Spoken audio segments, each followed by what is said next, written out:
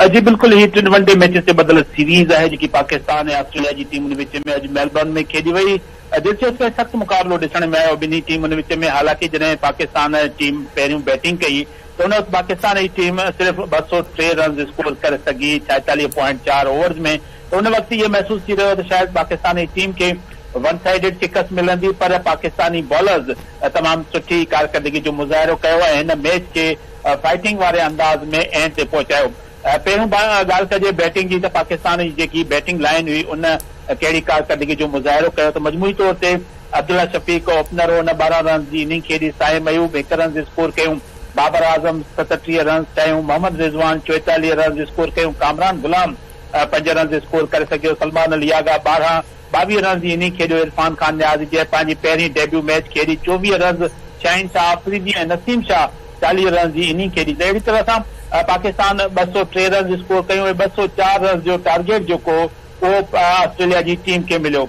Australia जी team जी शुरूआत बि सुठी न थी। मैथ्यू 66 रन सां आउट थियो, जैक फ्रेज़र 16 रन खाइण बाद आउट थियो। उन खां पोइ स्टीव स्मिथ 44 रन जी इनिंग खेॾी ऐं जोश एंजलिस जेको आहे उन 49 रन जी इनिंग खेॾी। इन्हनि ॿिन्ही बैट्समैन ऑस्ट्रेलियाई टीम खे थोरो सहारो ॾिनो, पर एंड में जेकॾहिं असां बैटिंग जी ॻाल्हि कयूं त कप्तान पैट कमिंस जेको आहे उन 32 रन जी इनिंग खेॾी, टीम जी कामयाबी में अहम किरदारु अदा कयो ऐं हुन सां गॾोगॾु अहम किरदारु अदा कयो पाकिस्तान जे बॉलर्स जिन 21 एक्स्ट्रास रन ॾिनियूं, जंहिंमें 17 वाइड बॉल आहिनि। त अगरि 21 रन तव्हां काउंट कयो स्कोर में, त इहो लॻभॻि वञी 230 रन जेके आहिनि से उहे सेंट्रल टारगेट में, त हे 204 रन जो टारगेट हो। त 21 रन एक्स्ट्रा मिलिया, जेको एडवांटेज ऑस्ट्रेलिया टीम हासिल कयो ऐं मजमूई तौर ते हिन स्कोर खे जंहिं अंदाज़ सां चेस कयो आहे उहो 33.3 ओवरनि में ऑस्ट्रेलियाई टीम चेस कयो आहे। 49 रन ते टॉप स्कोरर रहियो जोश एंजलिस ऐं स्टीव स्मिथ 44 रन कयूं। कप्तान पैट कमिंस जेको आहे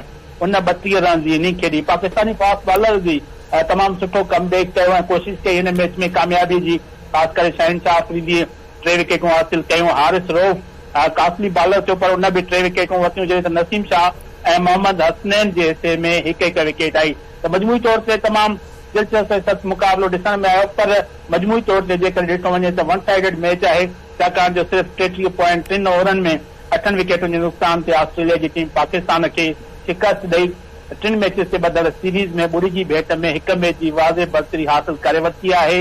ऐं हाणे जेको मोराल आहे उहो ऑस्ट्रेलिया टीम जो तमामु वॾो हाई हूंदो ऐं पाकिस्तान टीम ईंदड़ वनडे मैचिस जेकी ॿी वनडे मैच आहे 8 तारीख़ ते एडिलेड में ऐं 3 आख़िरी वनडे मैच आहे 10 तारीख़ ते पर्थ में, उन में अंडर प्रेशर हूंदी, छाकाणि जो सीरीज़ में वापसी लाइ हाणे पाकिस्तान खे ॿी वनडे मैच में कामयाबी हासिल करणु लाज़मी हूंदी। त मजमूई तौर ते शानदार क्रिकेट ॾिसण वटां मिली आहे, पर पाकिस्तान खे थ्रेटन पोज़ीशन इहा आहे त पाकिस्तान जे जेके एक्स्ट्रास आहिनि उन पाकिस्तान खे शिकस्त ॾियण में अहम किरदारु। पाकिस्तानी बॉलरनि नंढे टोटल हूंदे बि तमामु ज़बरदस्त कारकर्दगी ॾेखारी आहे। पाकिस्तान जी बैटिंग लाइन वारो मसइलो मुसलसल ईअं ई आहे, त हाणे छा करणु घुरिजे ईंदड़ मैच जे हवाले सां? बैटिंग लाइन चेंज कजे, तब्दीलियूं कजनि, छा कजे आख़िर?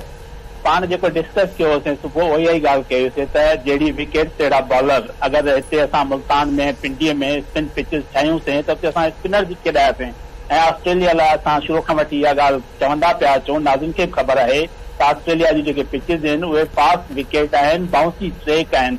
त पहिरीं असां नाज़िन खे इहा ॻाल्हि कईसीं त जेकॾहिं ऑस्ट्रेलियाई बॉलर्स पाकिस्तानी बैटर्स खे आउट करे सघनि था त पाकिस्तान वटि बि शानदार फास्ट बॉलिंग जो स्क्वाड आहे, जंहिंमें शाहीन शाह अफरीदी आहे, नसीम शाह आहे, हारिस रऊफ़ आहे, मोहम्मद हसनैन आहे।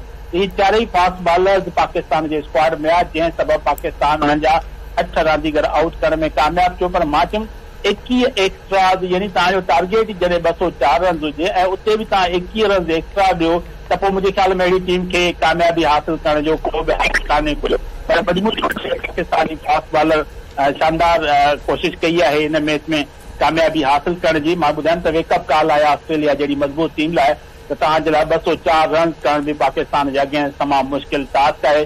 त पाकिस्तानी फास्ट बॉलर पाण मल्हायो आहे, पर जी ॻाल्हि कई तव्हां बैटर्स त बैटर्स खे बि पंहिंजी मजमूई कारकर्दगी खे बहितर करणो पवंदो ऐं बोर ते घटि में घटि असां लास्ट ॻाल्हि कईसीं त 300 रन हूंदा त उहे तमामु घणा फाइटिंग स्पिरिट रखनि था, पर पाकिस्तान सिर्फ़ु 203 रन स्कोर कया। त बॉलर्स त पंहिंजी शानदार बॉलिंग कई आहे, पर हाणे बैटर्स जी ज़िम्मेदारी आहे ईंदड़ मैचिस जो। पर मजमूई तौर ते बैटिंग हुजे, फील्डिंग हुजे, बॉलिंग हुजे, टिनी शोबनि में पाकिस्तान खे कम बैक करणो पवंदो ऐं ॿी मैच जेकी आहे उहा कामयाबी हासिल करणी पवंदी जीअं सीरीज़ जेकी आहे उहा बराबरि थिए ऐं आख़िरी मैच में दिलचस्प ऐं सख़्तु मुक़ाबले जी उमेद करे सघिजे थी। अगरि ऑस्ट्रेलिया ॿी मैच में बि कामयाबी हासिल कई त उहा सीरीज़ पंहिंजे नाले करे वठंदी।